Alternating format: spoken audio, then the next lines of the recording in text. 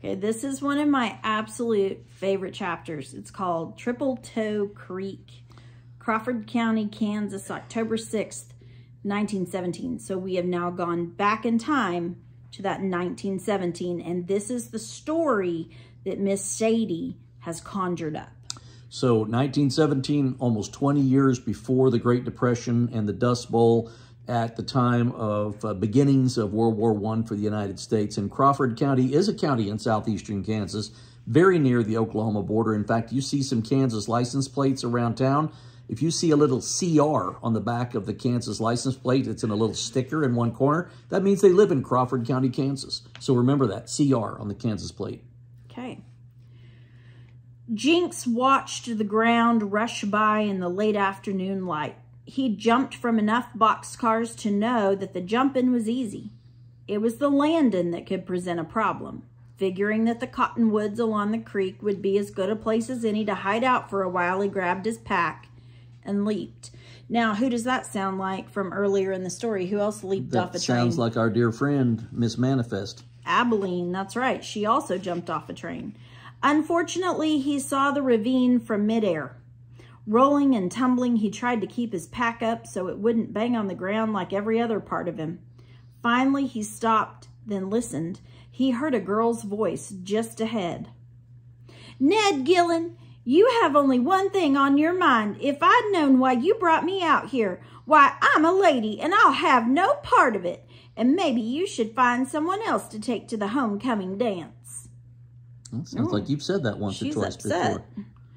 Jinx peered over the bush in front of him just in time to see a young woman raise her parasol and march off. A boy, a young man really, with olive skin and dark wavy hair, was left holding a catfish hooked on a line. After a moment, the boy stared into the catfish, bulgy eyes, and cleared his throat. "Pearl Ann, I do apologize for compromising your femininity by exposing you to the rugged world of fishing. Would you please reconsider and do me the honor of accompanying me to the homecoming dance?" The fish stared back at him, unmoved. He's having about the same luck with the fish as he is with Pearl Ann. Exactly. And she's like, "I am a lady. I'm not coming out here to fish." Jinx was intrigued by the romantic scene developing before him, but was even more enamored with the catfish wriggling on the hook. He knew he should hop another train to put more distance between him and the events from the night before. The sound of the sheriff's dogs barking and growling still rang in his ears. So it sounds like whatever happened the night before, the sheriff was involved. He was in a little bit of a fix. Yeah. But his stomach was the one growling now. Jinx hadn't eaten since the day before and could already smell that catfish sizzling on a spit. "You're going to have to do more than sweet talk a fish," Jinx said, emerging from the bushes. Ned Gillen, the boy with the fish, spun around and relaxed when he saw that it was just a boy. "Is that right? And I suppose you would know in your, 12 years of experience with women?" 13. "And it's not what I know, it's what I have." Jinx took a brown bottle, which had miraculously remained unbroken, from his pack. "You got all the right words to go after her, but you can't go smelling like catfish and creek water now, can you?" Ned sniffed the fish and grimaced. "I suppose not. What I have here will solve all your problems. It's a cologne, aftershave, and mouthwash all in one." Shebang. No, I don't think any cologne or aftershave should be a mouthwash. Ooh. "It comes from the Arctic glacial waters off the coast of Alaska. I got it from a 100-year-old Eskimo medicine man." "And where did you happen to run into a 100-year-old Eskimo?" "I did some work at the docks in Juneau. At any rate, if it can make a polar bear smell good, just think what it can do for you." Jinx jiggled the bottle. "Time is of the essence, my friend." "Well, I suppose a little fresher up wouldn't hurt, but something tells me you're not in the business of giving away Arctic glacial water for free." Jinx pursed his lips. I suppose we could make a trade. What do you think he wants? He wants that fish. Say that catfish for this bottle? That is, unless you're getting kind of sweet on her. The catfish. The catfish. Ned grinned and unhooked the fish, revealing a green and yellow spotted fishing hook. He held up the lure. It's brand new. They call it a Wiggle King, so colorful it'll catch a blind fish. Ba-dum-bum. That's doing something. Anyway, I doubt that concoction is worth the fish and the lure. He handed over the fish and took the bottle. I'll take good care of her, Jinx said as Ned left. The October night was still and mild as Jinx stretched out by the fire in his shorts, his belly full of catfish. He'd rinsed out his clothes earlier to lessen their scent and hung them from a tree to dry. Jinx was exhausted but knew he should get moving. He'd hop the next train and head wherever it took him. Still, he reasoned it might be a while before the next train came by, and he was close enough to the tracks to listen for the chug of an engine. So he eased himself into the cool creek, letting the dust and grime from here to there wash away. I can't imagine how bad people smelled. Not clean clothes, no regular bathing. Ugh. I can't imagine getting to a creek in October, no matter how mild the night is. No, that would be very cold. His Uncle Finn had suggested they split up in Joplin.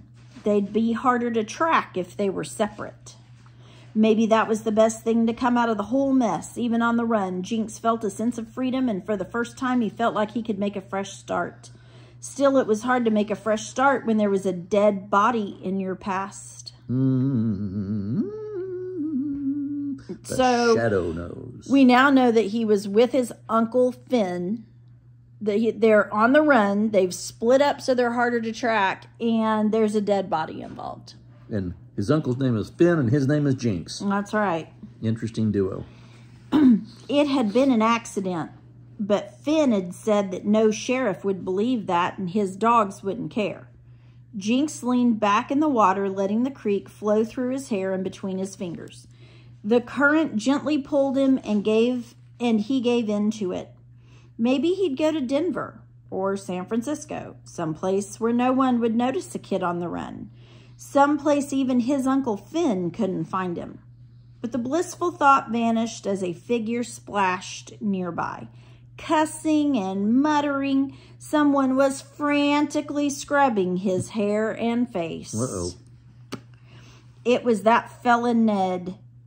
Uh-oh, Jinx thought, noticing that Ned's build was strong and tall compared to his own shorter, wiry one. Jinx knew he should have moved on long before then. Unfortunately, Ned spotted him. Why, you little Arctic glacial water, you said, makes a polar bear smell good, does it? Smells all right, and I'm sure Pearl Ann would agree. He's not happy. I guess it doesn't smell good.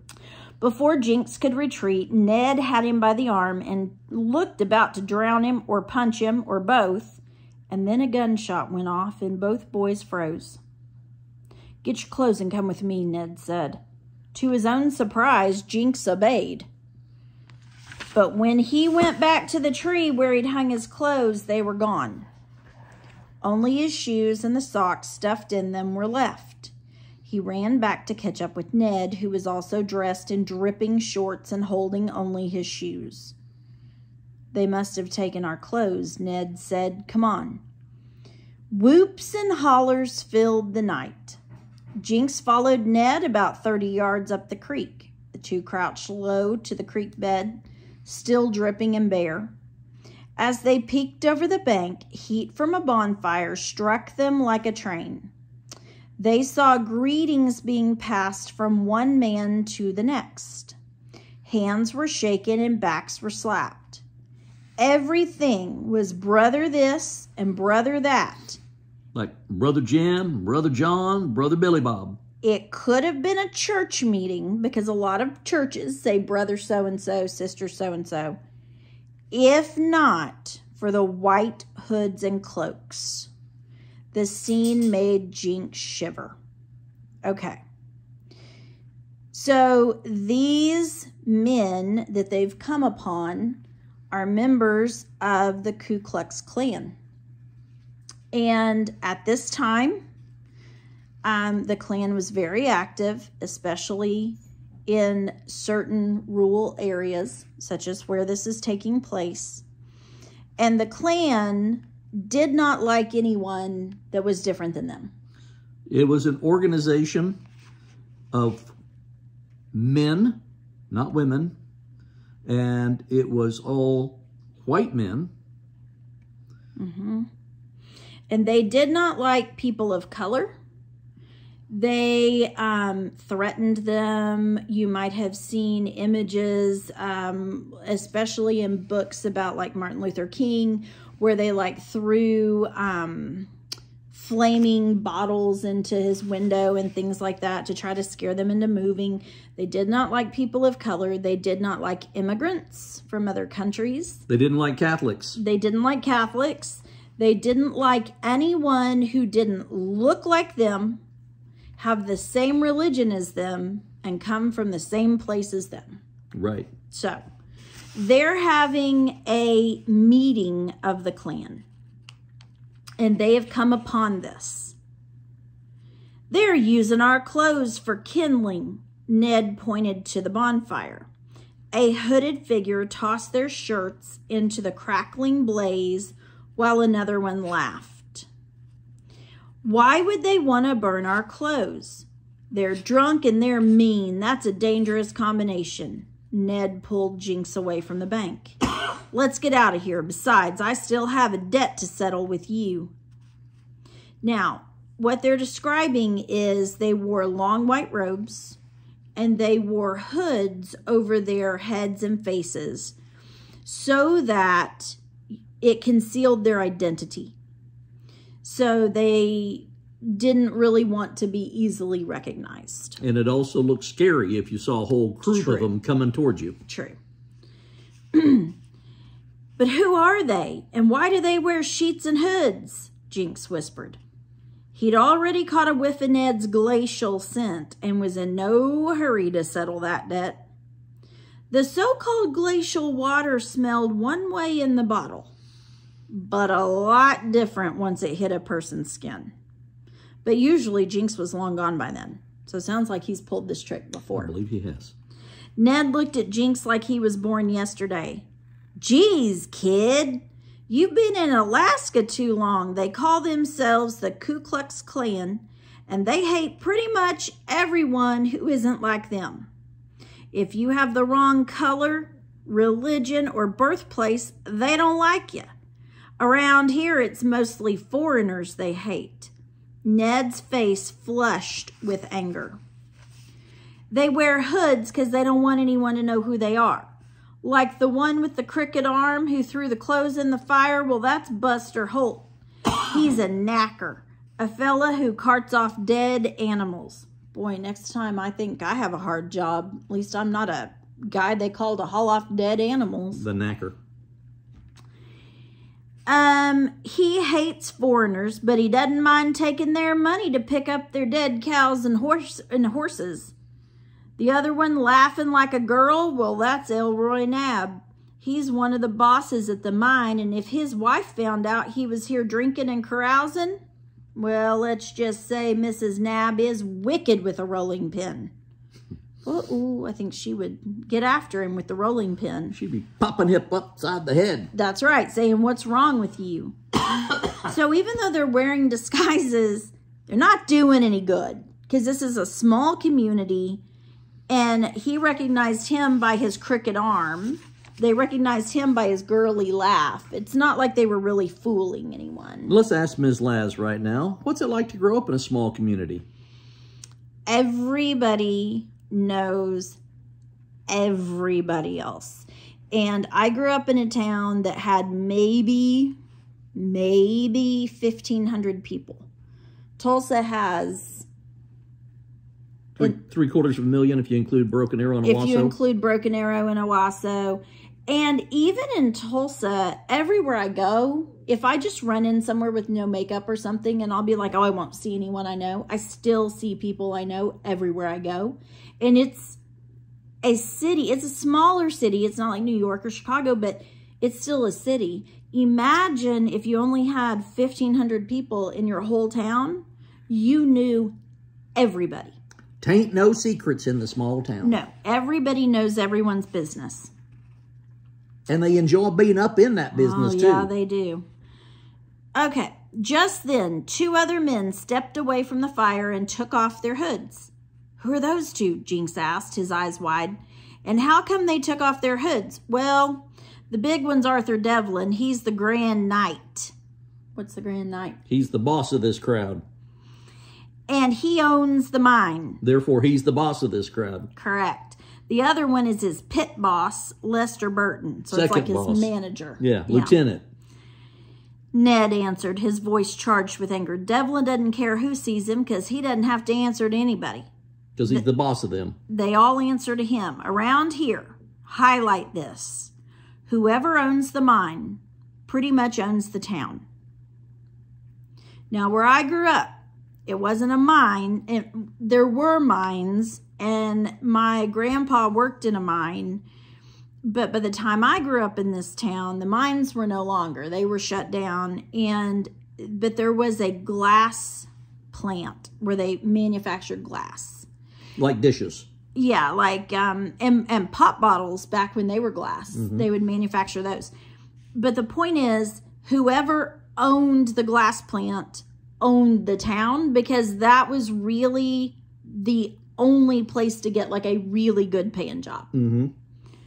So it's the same here. Whoever owns the mine basically owns the town. They all have to answer to him. Around here, whoever owns the mine pretty much owns the town.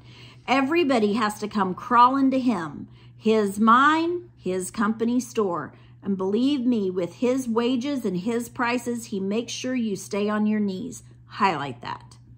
And he makes sure you stay on your knees. That means you're always going to owe him.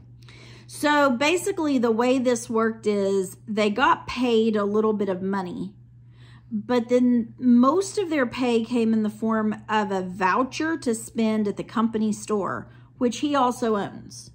Well, he can make the prices at the company store whatever he wants. He can make them as high as he wants to, because you can't spend that voucher at Walmart. No, you have to spend it in the company store. So if the loaf of bread down the road a piece in Joplin was 10 cents, well, here the loaf of bread's going to be 15 or 20. Right. He could charge whatever, because your pay is this much money and this much company vouchers. So you have to buy it at his store, and he sets the price. And so basically he makes sure that you never, ever get ahead. And you buy more than what you have, so he's going to extend credit. He's going to charge interest. And you're going to have to make that up by working more hours. Yeah. So he makes sure they stay on their knees, making that they're begging him to keep them employed because they need the job, but yet it's just a bad situation. Indeed. Ned took a slow breath and whispered, "Come on, let's get out of here." Ned moved away and Jinx followed. "Be careful, kid. There's poison ivy along the bank." Okay, that's going to be important in a minute. There's poison ivy along the bank. I love this part. "Let's wade downstream and get out at the clearing." They glided quietly through the shallow water, holding their shoes in the air. Sounds of tree frogs and cicadas filled the still night. "Listen," Jinx said, "maybe we can work out a deal." "Shh." Ned held up his hand. They heard voices several yards ahead. 2 men splashed water from the creek onto their faces. "Must be 100 degrees up here," a big man said, kicking off his shoes. "Hotter than Hades, I'll say," the other man agreed, his bald head shining in the moonlight. "This ain't much of a rally. I went to one in Arkansas that makes this one look like a marshmallow roast." Oh, their country. So these rallies of the Klan, they would have them in different places and people would travel to them. Like it was an event if you were in this. "Yeah, well, what'd you expect from a place like made up of a bunch of foreigners? They come here and they can't even speak good English." Because most of the people working in the mine were probably Italian. So they didn't speak good English. They were maybe Irish. Right. But I have to say, these guys aren't setting the world on fire with their English, with their marshmallow roast. It's just country English. So Manifest is a town of mainly foreigners. Yep. So it's ironic that the guy that owns the mine employs the foreigners. Sure. But here he is at a rally against the foreigners. Strong backs dig out good coal. That's right. I hear there's even Irish, French, and Italians around these parts to have us some fun tonight. The big man staggered out of the water, so they would go and scare these people. That chili's kicking in. I gotta go see a man about a dog first. He plopped down on the muddy bank trying to get his shoes back on. Who's he talking about? Jinx asked. Foreigners, kid, immigrants. People come from another country. That's most of the people in Manifest. The whole town is made up of immigrants who come here to work the mines. Jinx detected a note of personal injury in Ned's voice. Now remember, they said he was dark-skinned. Where are you from? I mean, where were you born? Highlight this. Ned paused before answering. Truth is, kid, I don't know. Darndest thing, right? Seems like a person should know where he was born. Where he's from and who his people are, but I came here on a train when I was real young. Hadley Gillen adopted me, and this is the only home I can remember. So he's adopted, so he doesn't know where he's from. So the people that they're against at this rally could be him. He doesn't know. He squinted as if trying to peer into his past. His vision must have been too fuzzy, and he shook it off. The way I see it, those two fellas are the foreigners, and I'd like to put a burr in their britches before they get too comfortable around here. Jinx saw a chance at redeeming himself. I'll be right back. Ned shook his head, but Jinx slipped noiselessly out of the water. A couple of tense moments passed before he returned. Here, put this on. Jinx held out a white cloak to Ned and then put one on himself. Where'd you get these? Those two guys in the creek. They won't miss them for a while. Besides, you said you wanted to put a burr in some britches. Well, here's your chance. So the two guys that had gone into the water, they took their robes and hoods, and he's like, put these on. We're going to go pull a prank. Okay, we're going to go get them back. Jinx held out a handkerchief full of three-pronged leaves. Bad news. What are three-pronged leaves? Poison ivy. Poison ivy. Ned shook his head but couldn't help grinning. He looked at the large man still trying to put his shoes on. You're crazy, kid, Ned said to Jinx, but I like your way of thinking. They put on their shoes, donned the white hoods, and hoisted themselves over the bank. Like flies to a Venus flytrap, they were immediately swallowed up by the crowd of more than 50 men. The point on Jinx's hood fell short of those around him, and the bottom of his robe brushed the ground. So perhaps he was a little short for a stormtrooper. Correct. Ned and Jinx maneuvered their way casually through the sea of white. They peeked through the eye holes in their hoods, trying to see over shoulders and around big bodies. Moving toward the far side of the camp, suddenly a wiry man stood hoodless in front of them, wagging his cigar. It was Lester Burton, the mine pit boss. Their path was blocked. Well, looky what we got here, he said in a gravelly voice. Jinx took a step to the right, but Burton grasped his shoulder. Ned, a few years taller, stepped closer to Jinx. Whatever happened now, they were in this together. Got us a babe in the woods, Burton said, as a few hooded figures gathered round. Jinx's hands were sweating. If they could just get around these men. He straightened up tall. Yeah, this is only our second rally. Our dad took us to one all the way down in Arkansas. Ain't that right, Cletus? Cletus. So he suddenly gave Ned the name Cletus. Arkansas, Ned repeated, a little slow on the uptake. Yeah, they sure know how to do things down there. Ain't that right, Cletus? Jinx was more insistent this time, hoping that Ned would catch on. Yeah, that's right, Emmett. There was quite a rally down in Arkansas, about twice the size of this one, don't you reckon? I'd say that's about right. Of course, that wouldn't be counting the women. Women? This seemed to rile one of the hooded men. Because remember, this was all men. No women. No women. So he's about to give away the fact that he didn't know. Yep. Whoopsie daisy. Whoopsie. They got women in the Klan down in Arkansas? Why, sure they do, Jinx said. Who do you think puts the hymns in all their white sheets? All eyes descended to the bottom of the men's cloaks. See there, Jinx pointed. You got raggedy bottoms. I'd say you boys could learn a thing or two from the folks down in Arkansas, wouldn't you say, Brother Cletus? I'd say so, Brother Emmett. Come on, I think I hear Pa calling us. We're coming, Pa. They left the men gazing downward and made a beeline to the far side of the camp. Obviously, these guys were not rocket scientists. No, because there is no Pa. They are not Emmett and Cletus. They're just coming up with this charade, right? And they probably had never considered that sheet they were wearing didn't have a hymn at the bottom. No. They left the men gazing downward and made a beeline to the far side of the camp. Over there, Jinx nudged Ned, say that 3 times fast, toward a dilapidated cabin that looked long abandoned. The nearby outhouse apparently stood in good stead since 6 or 7 men waited in a single file line. So this is their bathroom. Also known as an outhouse. The boys fell in line and Jinx hopped around enough that 3 men let him cut in front. It was dark inside, but he easily found the leaves wrapped in his handkerchief.